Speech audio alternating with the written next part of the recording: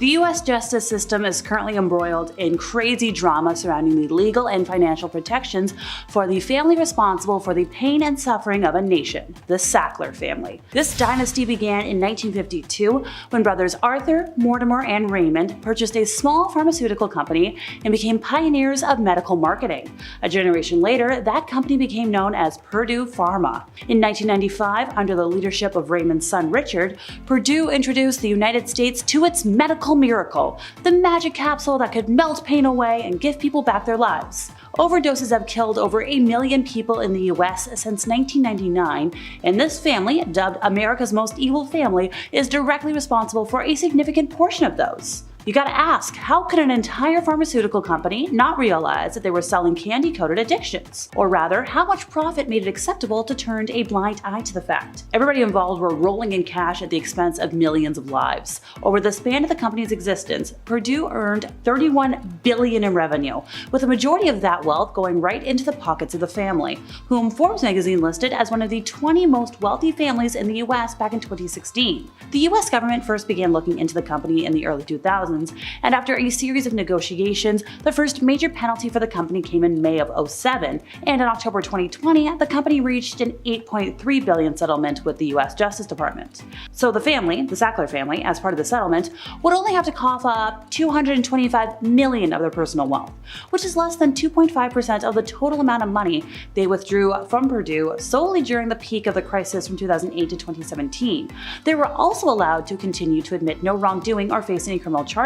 The Barisi brothers were an Italian-American group headed by 4 brothers and several other associates. They lasted from the 1980s to 1999, when Lorenzo became a capo in the Soprano crime family, and the other brothers joined them. They acted mostly as a group for hire for bigger groups, but they did control their own territory, earning them a spot on today's list. The Buffalo crime family flourished from 1922 until 1969 under the leadership of Stefano Magaddino.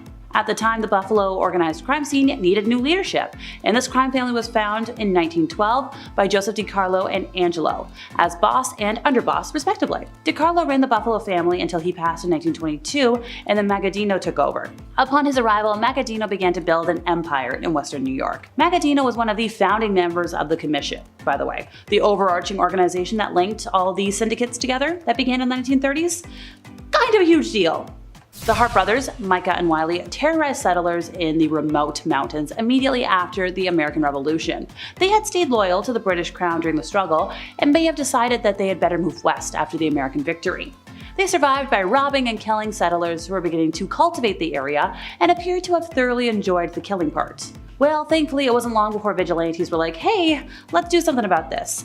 Micah died of his wounds when a posse caught up with them in 1799. Wiley escaped, but the authorities captured and took care of him in 1804. It was 1998, and the New York City tabloids were buzzing with the news of Irene Silverman. The wealthy widow, a former Radio City Music Hall rockette, had gone missing. Well, let's see, who do we got? Sante Quimes and her son Kenneth were secretly sharing a bed on the first floor of the 82-year-old's $10 million townhouse, which she ran as a boarding home. Now, Silverman had always been wary of Kenneth, particularly. According to news outlets, the 23-year-old changed the locks and refused to let anybody in. He didn't socialize, he paid his rent in cash. Whenever he entered or left the building, he would shield his face from security cameras. Well, the beloved redhead, who was last seen on July 5th, seemingly vanished after saying that she wanted to evict him. And at the time of her disappearance, Kenneth was using the alias Menny Gurin. Well, investigators obtained a search warrant to enter his apartment and found the bed was stripped, there was black trash bags, duct tape. You can put 2 and 2 together and make 4. Experts say the answer was simple: greed. The possibility of tricking an elderly woman out of her lavish Manhattan home and getting away with it was too good to pass up. The Colombo crime family is the youngest of the 5 families that dominate organized crime in New York City.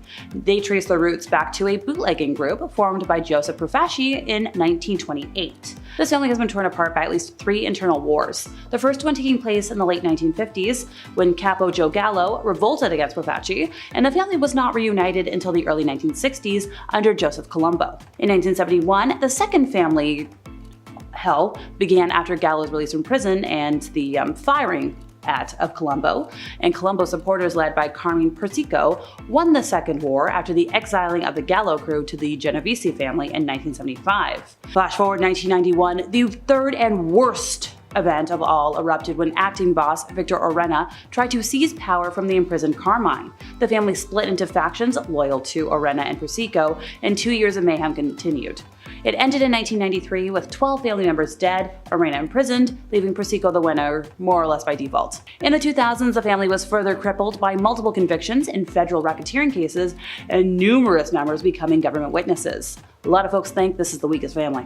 Number 5. The Habsburgs. The Habsburg family was one of Europe's most powerful dynasties, controlling vast territories that spanned from Austria to Spain, everywhere, you name it. Their strategy for maintaining power included arranged marriages within the family to preserve their bloodline, but this also, of course, led to health issues like the infamous Habsburg jaw. Now, despite their impressive empire, their obsession with power and purity led to frequent wars and revolts, eventually contributing to the collapse of their reign. Yeah, that's what happens when your family, each other. So something's gonna get weird down the road. Jaw's gonna get a little bit messy, right? That's science. Number 4, the Forzas. The Forzas were a military family who gained control of Milan through sheer force and cunning alliances. They became the city's rulers, but their grip on power was, of course, never secure, as are any of the grips in this list. Top 10 grips. Betrayals, warfare, and constant power struggles defined their rule, with enemies always plotting to bring them down. There's always those shifty fellows in the bushes looking up at you, plotting. Their reign ended in turmoil, weakened by internal conflicts and rivalries. The Forzas were doomed by their reliance on brutal methods, and they also could have maintained control had they focused on more diplomatic solutions. So, I don't know, maybe a little less violence, a little more talky-talky. Might save a few things. Number 3,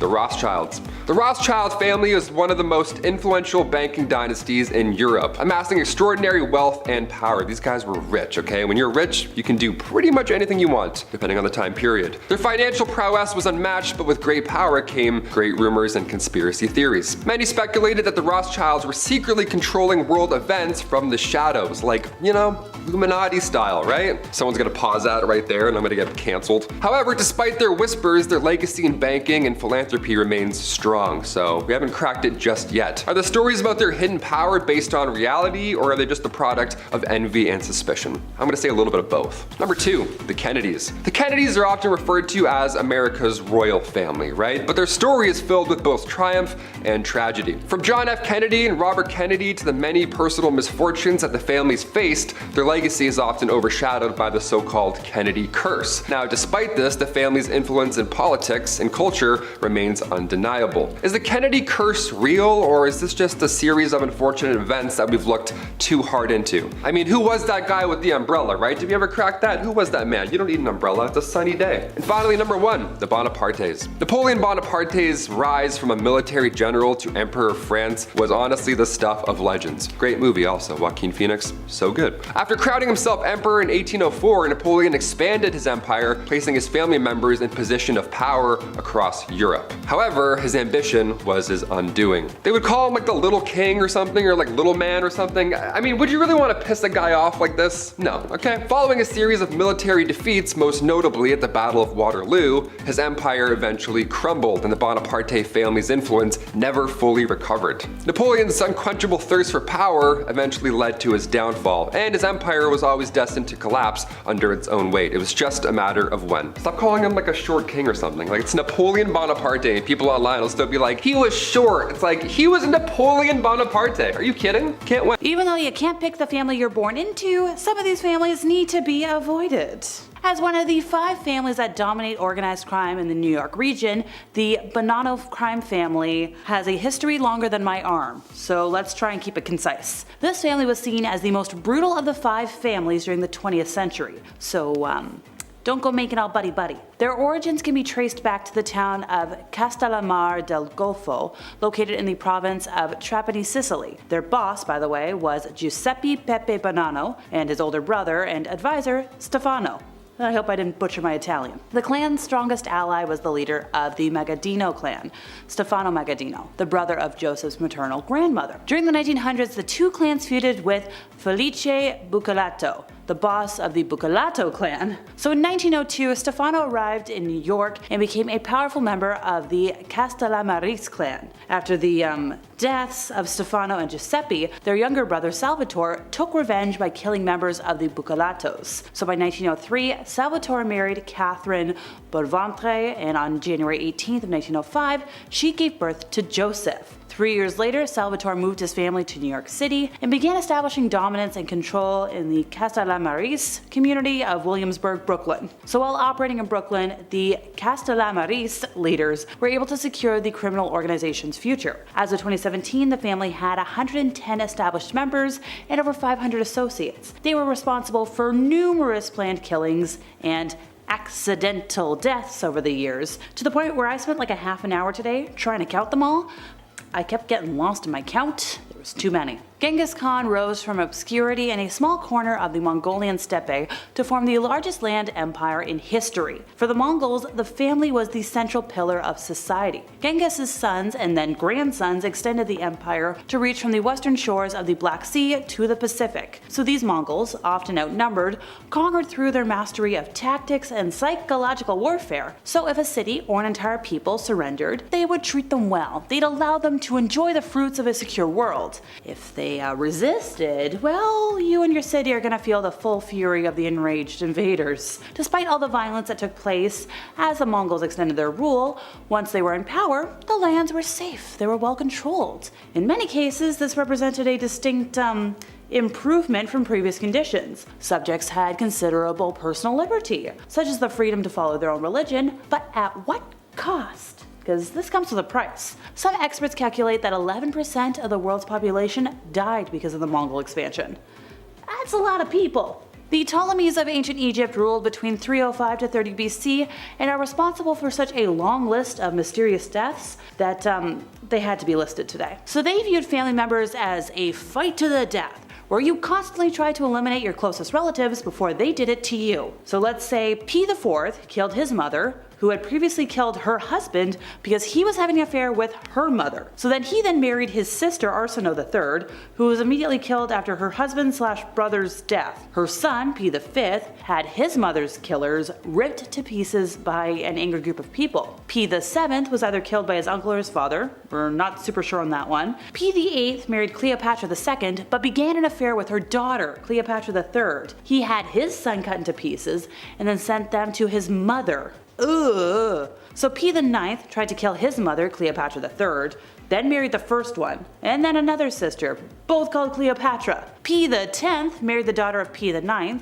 Berenice III, and P XI also married Berenice III, who was either his sister or his mother or both. And after 19 days of marriage, he had her killed, and he was promptly torn to pieces by an enraged Greek mob. And that's just the highlights, folks. Time for another one of the New York Five families, the Genovese crime family. Also referred to as the West Side, they were founded by Charles Lucky Luciano in 1931 until being renamed after boss Vito Genovese in 1957. Originally in control of the waterfront on the west side of Manhattan, as well as the docks and the Fulton Fish Market on the East River waterfront, this family was run for many years by Vincent the Chin Gigante, who feigned insanity by shuffling unshaven through New York's Greenwich Village by wearing a tattered bathrobe and muttering to himself incoherently to avoid persecution. If it works, it works. So this family is the oldest and the largest of the five families. Finding new ways to make money in the 21st century, they took advantage of lax due diligence by banks during the housing bubble with a wave of mortgage frauds. They appear to be the most organized and powerful family in the US, with sources believing that Liborio Barney Bellomo is the current boss. Maybe. Unique in today's mafia climate, the family has benefited greatly from members following Omerta, which is a code of conduct emphasizing secrecy and non-cooperation with law enforcement and the justice system. So while many mobsters from across the country have testified against their crime families since like the 1980s, this family has only had 11 members and associates turn in history, which is not a lot. Nay. They're known for crimes of, oh boy, let's see, racketeering, killing, labor union infiltration, extortion, illegal gambling, substances, loan sharking, bookmaking, truck hijacking, fraud. I could keep going, but we only have so much time. The Scottish Bean Clan. It might sound like a kind of yummy dish, but this isn't for recipes. We're not cooking here. They were a 45-member clan in Scotland in the 16th century that killed and feasted on over 1,000 people during, just 25 years. According to legend, Bean and his clan members were eventually caught by a search party sent by King James VI and lost their lives for their heinous crimes. Alexander Bean was born in East East Lothian during the 16th century, where he eventually met a vicious woman named Black Agnes Douglas, who shared his inclinations, and she was accused of being a witch. So after some robbing and the consumption of just one of their victims, the couple ended up at a coastal cave in Benet Head between Girvan and Ballantrae.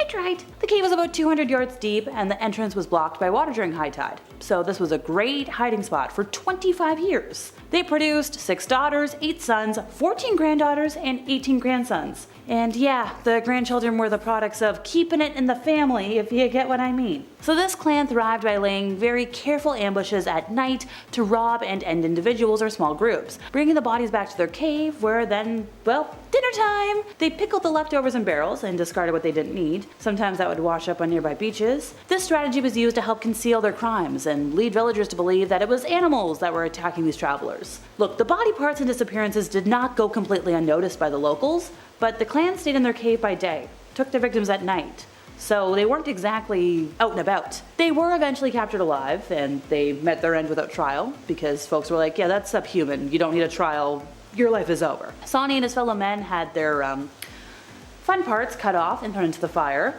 They lost their hands and feet, and then game over. Now the women, tied to stakes, burned alive. Makes sense for the time period. And finally for today, the Bender family. We can't talk about their very fun nickname, but you know what I'm talking about. So this was a family of mass killers. They lived and operated in Labette County in Kansas, US, back in 1871 to 1872.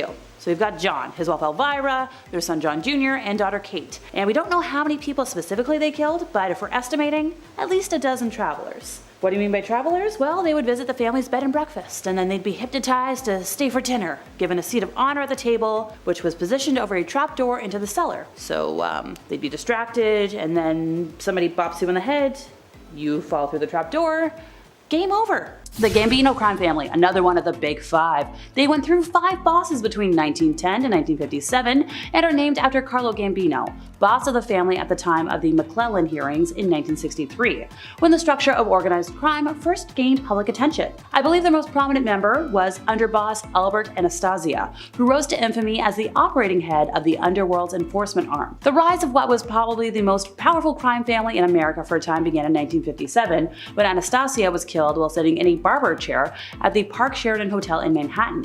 Experts believe that Anastasia's underboss, Carlo Gambino, helped orchestrate the hit to take over the family. Gambino then partnered with Meyer Lansky to control gambling interests in Cuba. The family's fortunes grew through 1976, when Gambino appointed his brother-in-law, Paul Castellano, as boss upon his death. Now, Castellano infuriated upstart capo John Gotti, who orchestrated Castellano's killing in 1985. Gotti's downfall came in 1992 when his underboss, Salvatore "Save Me the Bull" Gravano, cooperated with the FBI. This cooperation brought down Gotti, along with most of the top members of the Gambino family. And the Lucchese family is the last of the big 5 that we're going to talk about today. They started in the 1920s and were taken over by Tommy Gagliano during the Castellamarese War and led by him until he passed in 1951. Known as the Gagliano crime family under Gagliano, the family kept their activities low-key. Their efforts were concentrated in the Bronx, Manhattan, and New Jersey. Now enter Tommy Lucchese, who had served as Gagliano's underboss for 20 years, and he led the family to become one of the most powerful families to sit on the commission. Lucchese teamed up with Gambino's boss to control organized crime in New York, because Lucchese had a stronghold on the garment industry and took control of many crime rackets for the family. Fun fact though, for most of its history, this family was one of the most peaceful ones in the nation.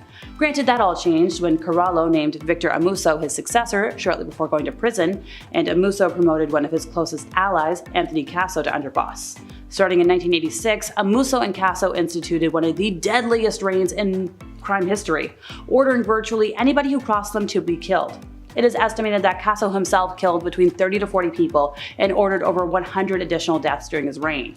He was sentenced to hundreds of years in prison.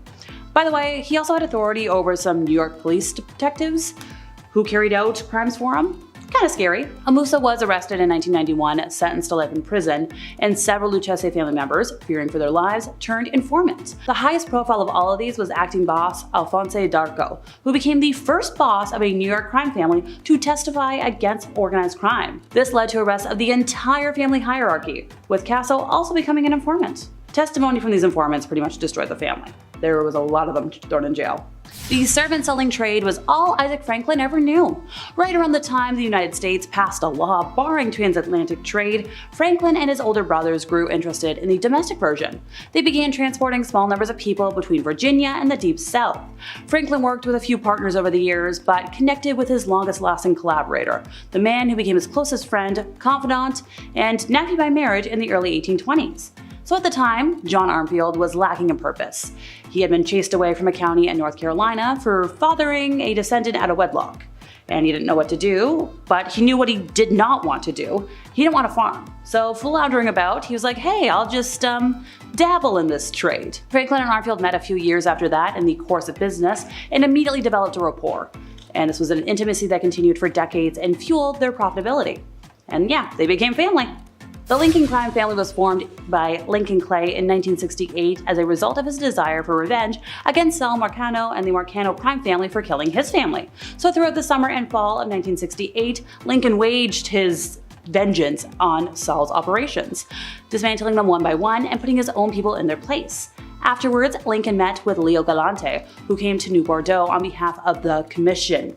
After Lincoln assured Leo that he had no quarrel with them, the two came to an agreement. Lincoln can have New Bordeaux and run it any way he pleases, as long as he kicks up 20% to the Commission once a month. The family runs various rackets in all 9 districts of New Bordeaux, covering everything. We got auto theft, waste disposal, growing stuff.